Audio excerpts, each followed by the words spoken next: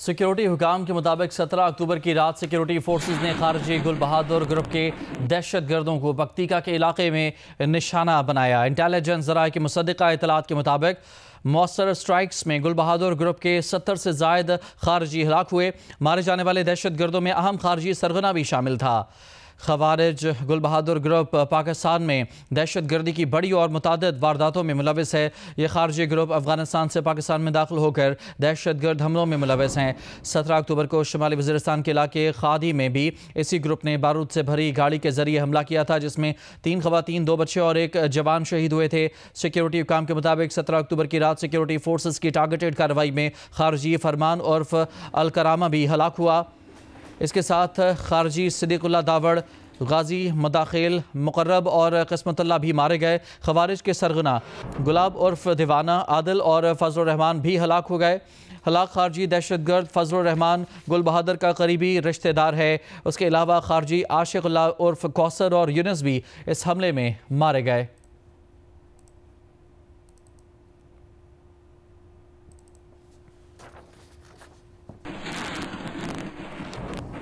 वज़ीर इत्तलात अताउल्लाह तारड़ ने international cricket council के मुतासिब और नापुख्ता तबसरे को मुस्तरद कर दिया है, जिसमें पाकिस्तान पर एक बेबुनियाद इल्ज़ाम लगाया गया है कि पाकिस्तान के हमले में 3 अफगान क्रिकेटर जान से गए हैं।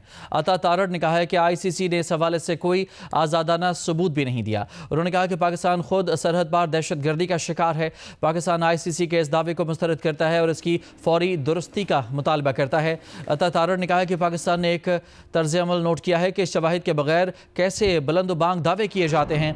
ICC के बयान के चंद ही घंटों के बाद इसके सरबराह जय शाह ने वही बात अपने सोशल मीडिया अकाउंट पर दोहराई और फिर अफगान क्रिकेट बोर्ड ने करीब करीब वही बयान दोहराया और इसका कोई सबूत पेश नहीं किया गया।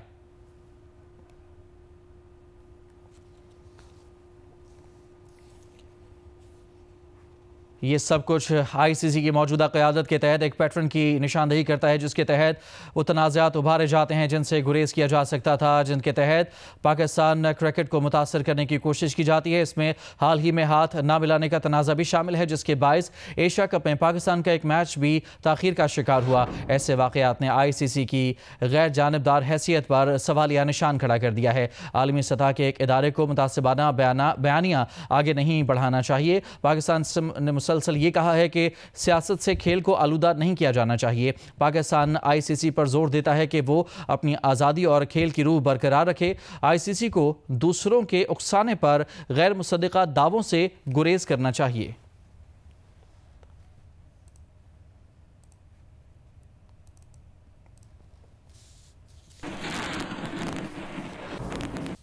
दोहा में पाकिस्तानी वफ्द और अफगान तालिबान रजीम के दरमियान मुज़ाकरात का पहला दौर मुकम्मल हो गया है। अगला दौर आज होगा। सिफारती ज़राए के मुताबिक पाकिस्तान अफगानिस्तान से दहशत गर्द गिरोहों की दरअंदाजी के एक निकाती एजेंडे पर बात कर रहा है। पाकिस्तान ने अफगान वफ्द पर कलदम ग्रुपों की अफगानिस्तान में मौजूदगी को नाकाबिल कबूल करार दिया। कतरी इंटेलिजेंस चीफ अब्दुल्ला बिन मोहम्मद अल खलीफा की मेज़बानी में जारी मुज़ाकरात में पाकिस्तानी वफ्द की क़यादत वज़ीर दिफा ख्वाजा आसिफ कर रहे हैं। सिक्योरिटी हुकाम भी वज़ीर दिफा की मुआवनत कर रहे हैं। अफगान वफ्द की सरबराही वज़ीर दिफा मुल्ला मोहम्मद याकूब कर रहे हैं। अफगान वफ्द में उनके इंटेलिजेंस चीफ अब्दुल हक वसीक भी शामिल हैं।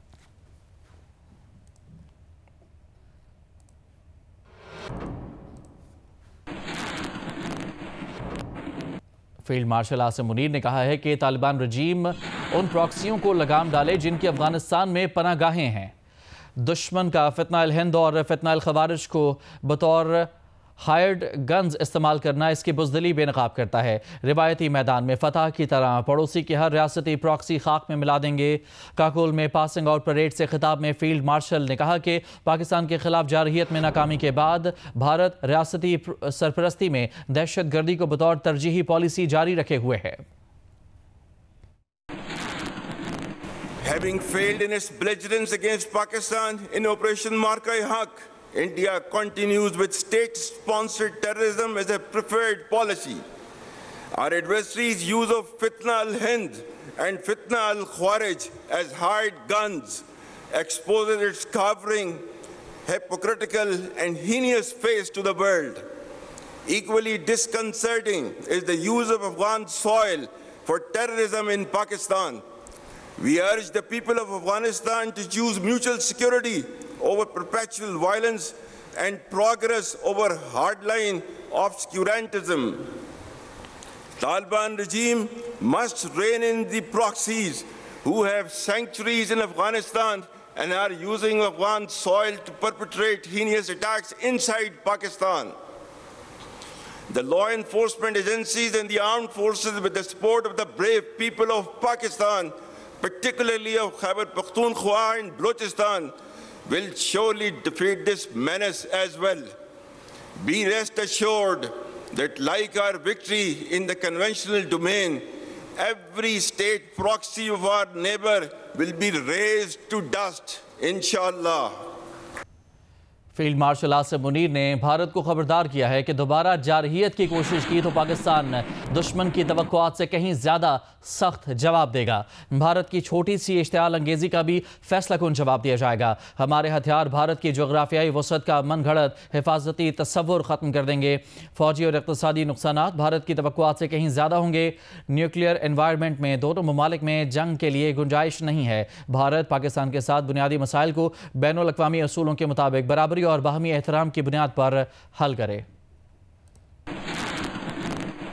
Should a fresh wave of hostilities be triggered, Pakistan would respond much beyond the expectations of the initiators. The reach and lethality of our weapon systems will shatter the misconceived immunity of India's geographic vastness. The deeply hurting retributive military and economic losses inflicted will be much beyond the imagination and calculations of the perpetrators of chaos and instability. I advise and firmly caution the Indian military leadership that there is no space for war in a nuclearized environment. Settle the core issues with Pakistan as per the international norms on the basis of equality and mutual respect.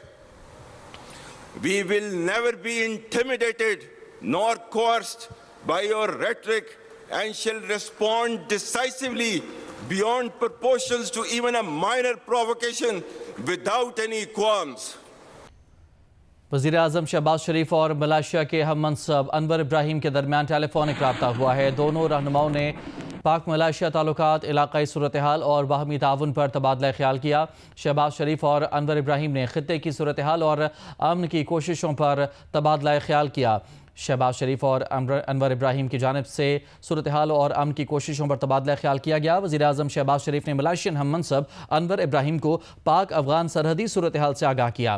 وزیر اعظم شہباز شریف نے کہا کہ پاکستان کو افغان سرزمین سے سرحد پار دہشت گردی کا مسلسل سامنا ہے۔ افغان حکام کو چاہیے کہ وہ افغان سرزمین سے پاکستان میں حملے کرنے والے دہشت گرد نیٹ ورکس کے خلاف فوری اور مؤثر کارروائی کریں۔ وزیر اعظم نے کہا کہ پاکستان نے افغان حکام کی درخواست پر دوحہ میں مذاکرات کے لیے عارضی جنگ بندی پر آمادگی ظاہر کی ہے۔ سرحدی علاقوں میں امن و امان کی بحالی کے لیے تمام دہشت گرد تنظیموں کے خلاف عملی اور ٹھوس اقدامات ناگزیر ہیں۔ انہوں نے کہا کہ فتنہ الخوارج، فتنہ الہندوستان، ٹی ٹی پی اور بی ایل اے کے خلاف مؤثر کارروائی ضروری ہے۔ ملائیشیا کے وزیر اعظم انور ابراہیم نے خطے میں بڑھتی کشیدگی پر تشویش کا اظہار کیا۔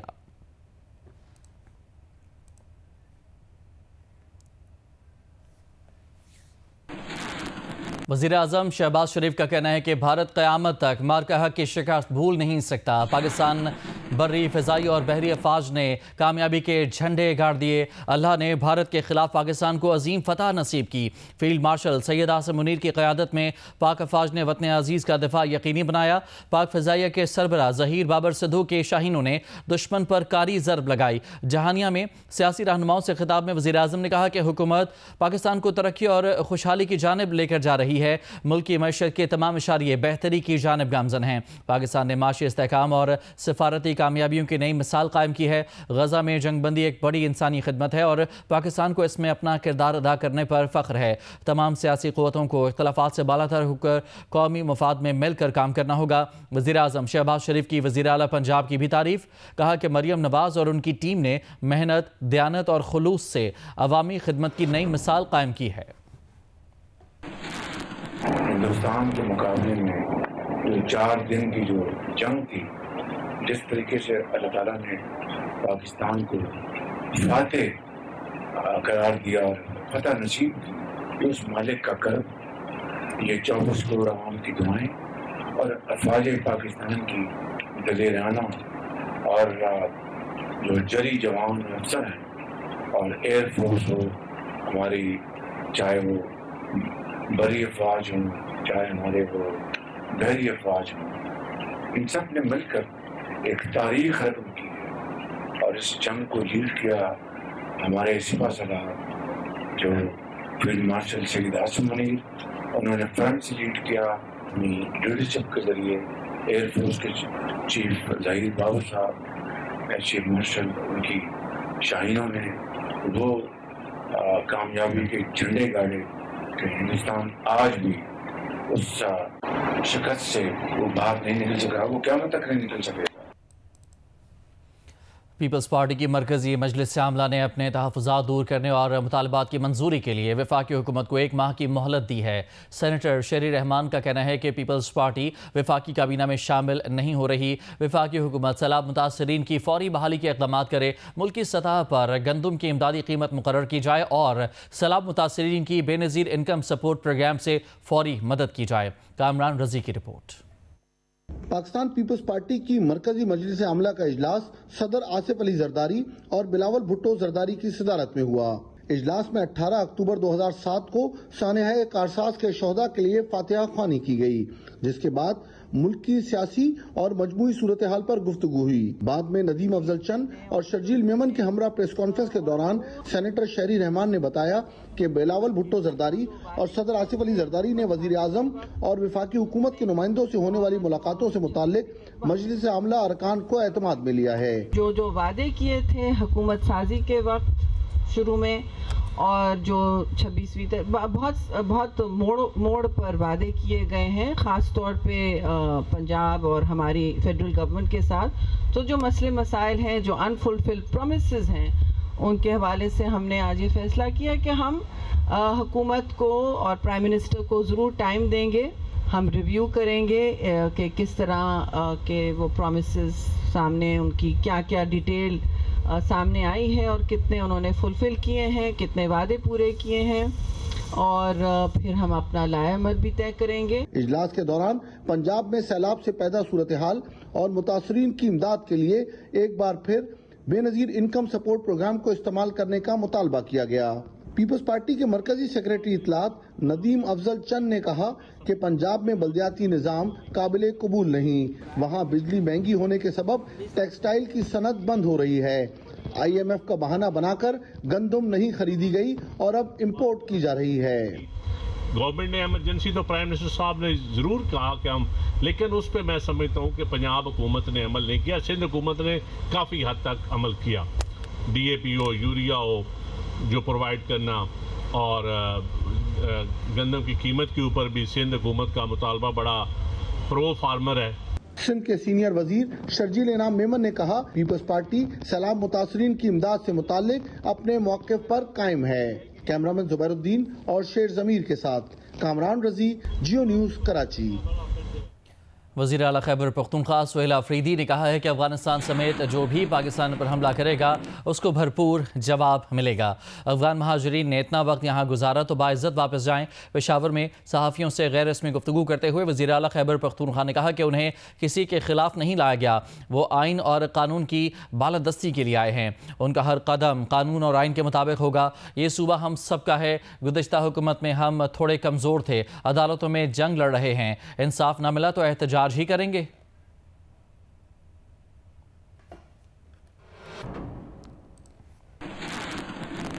26 نومبر کے احتجاج کے کیس میں عدم حاضری پر علیمہ خان کی گرفتاری کا امکان ہے۔ پنڈی پولیس کی خصوصی ٹیم انسداد دہشت گردی راولپنڈی کی عدالت سے جاری کردہ علیمہ خان کے ناقابل ضمانت وارنٹ گرفتاری لے کر لاہور روانہ ہوئی ہے۔ بانی PTI کی بہن علیمہ خان کے وارنٹ پر مال روڈ لاہور کا پتہ درج ہے۔ مقدمے کی مزید سماعت 20 اکتوبر کو ہوگی۔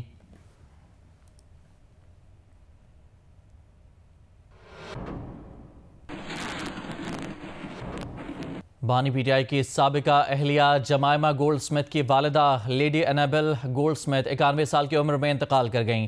11 جون 1934 کو لندن میں پیدا ہونے والی لیڈی انیبل کے 3 بچے ہیں۔ ان کی بیٹی جمائمہ گولڈ سمتھ نے 1995 میں بانی پی ٹی آئی سے شادی کی تھی۔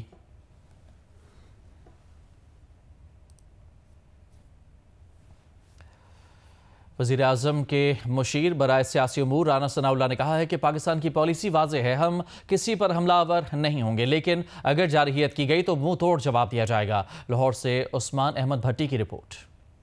لاہور میں وزیر اعظم کے پرسنل سیکرٹری مراد خان کے والد سواتی خان کی وفات پر اہل خانہ سے تعزیت کے بعد میڈیا سے بات کرتے ہوئے رانا ثناء اللہ نے کہا، افغانستان کے ساتھ پاکستان نے ہمیشہ بھائیوں والا سلوک رکھا، مگر سرحد پار سے بار بار کی دہشت گردی پر اب خاموش نہیں رہا جا سکتا۔ اپنے جوانوں اور افسروں کے مزید جنازے نہیں اٹھا سکتے۔ بنو جیسے واقعات دوبارہ ہوئے تو سخت فیصلے کرنے ہوں گے۔ اب ہم مزید اپنے پیاروں کے، اپنے جوانوں کے، اپنے افسروں کے جنازے نہیں اٹھا سکتے، تو اب یہی فیصلہ ہے کہ کسی بھی دہشت گردی کا جو ہے وہ منہ توڑ جواب جس طرح سے دیا گیا ہے ویسے دیا جائے۔ ایک مذہبی جماعت کے حوالے سے رانا ثناء اللہ کا کہنا تھا، پنجاب حکومت نے وفاق کو درخواست بھجوا دی ہے، پابندی لگانے کا فیصلہ وفاقی کابینہ کرے گی۔ مسلم لیگ نون کی پالیسی کسی سیاسی یا مذہبی جماعت پر پابندی لگانے کی نہیں، البتہ انتشار پھیلانے کی اجازت نہیں دی جا سکتی۔ ایویڈنس موجود ہے اور اس کے اوپر فیڈرل کیبنٹ جو ہے وہ فیصلہ کرے گی۔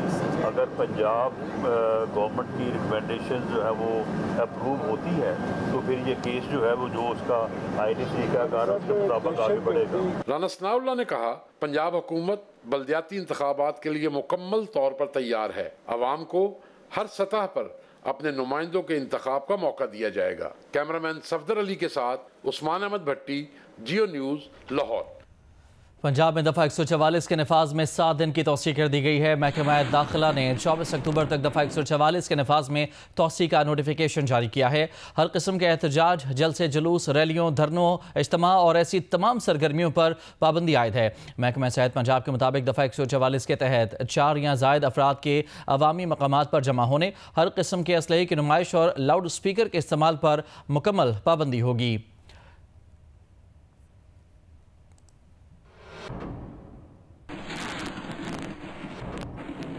میڈیکل اور ڈینٹل کالجز میں داخلہ ٹیسٹ کے لیے امیدواروں کے لیے ایڈمٹ سلپس جاری کر دیے گئے ہیں۔ ایڈمٹ کارڈ STS پورٹل سے ڈاؤن لوڈ کیے جا سکتے ہیں۔ IBA سکھر ٹیسٹنگ سروس نے MD-CAT 2025 کے ایڈمٹ سلپس جاری کر دیے ہیں۔ امیدوار ایڈمٹ سلپس STS پورٹل سے شناختی کارڈ نمبر درج کر کے حاصل کر سکتے ہیں۔ امیدواروں کو ہدایت کی گئی ہے کہ ایڈمٹ سلپس پیشگی پرنٹ کر لیں تاکہ ٹیسٹ والے دن کسی پریشانی سے بچا جا سکے۔ میڈیکل اور ڈینٹل کالجز کے داخلہ ٹیسٹ 26 اکتوبر کو ہوں گے۔ ٹیسٹ کراچی، حیدرآباد، جامشورو، میرپور خاص، شہید بے نظیر آباد، لاڑکانہ، جیکب آباد، سکھر اور اسلام آباد میں ہوں گے۔ مزید معلومات اور اپڈیٹس STS ویب سائٹ سے حاصل کی جا سکتی ہیں۔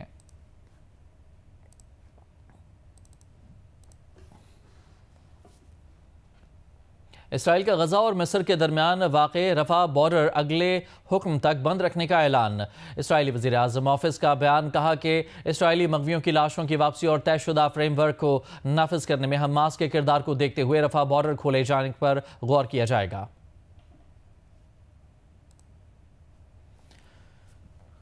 جنوبی لبنان میں اسرائیل کا میزائل حملہ، ایک شخص جاں بحق ہو گیا۔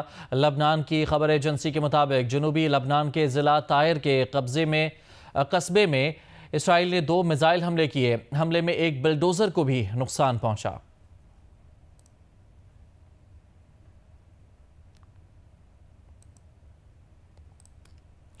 ٹرمپ حکومت کے خلاف امریکہ کی تمام ریاستوں میں نو کنگز مظاہرے، ہزاروں کی تعداد میں شہریوں نے شرکت کی۔ بڑے شہروں سمیت 2500 مقامات پر احتجاجی مظاہرے منعقد کیے جا رہے ہیں۔ مظاہرین کا کہنا ہے کہ صدر ٹرمپ آمریت اور فوجی جبر کی طرف بڑھ رہے ہیں۔ امریکی میڈیا کے مطابق صدر ٹرمپ کی تارکین وطن کی بے دخلی کے لیے چھاپوں اور مختلف ریاستوں میں فوج کی تعیناتی پر عوام میں شدید غم و غصہ پایا جاتا ہے۔ ٹرمپ انتظامیہ اور ریپبلکن رہنماؤں نے مظاہروں کو امریکہ مخالف قرار دیتے ہوئے مسترد کر دیا۔ امریکی میڈیا کے مطابق ٹرمپ حکومت کی پالیسیوں کے خلاف ملک بھر میں مظاہروں میں تیزی اور احتجاج کا دائرہ وسیع ہونے کا امکان ہے۔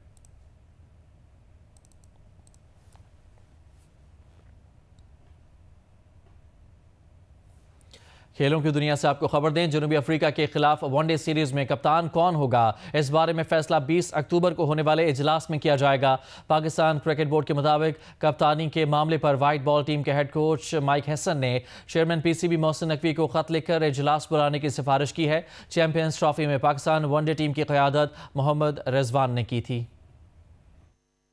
پاکستان ون ڈے ٹیم کا کپتان کون؟ محمد رضوان کپتانی برقرار رکھ سکیں گے یا نہیں؟ فیصلہ 20 اکتوبر کو ہونے کا امکان۔ رضوان کی جگہ شاہین شاہ افریدی کپتانی کے مضبوط امیدوار ہیں، جبکہ اس ریس میں T20 ٹیم کے کپتان سلمان علی آغا اور سابق کپتان بابر اعظم بھی شامل ہیں۔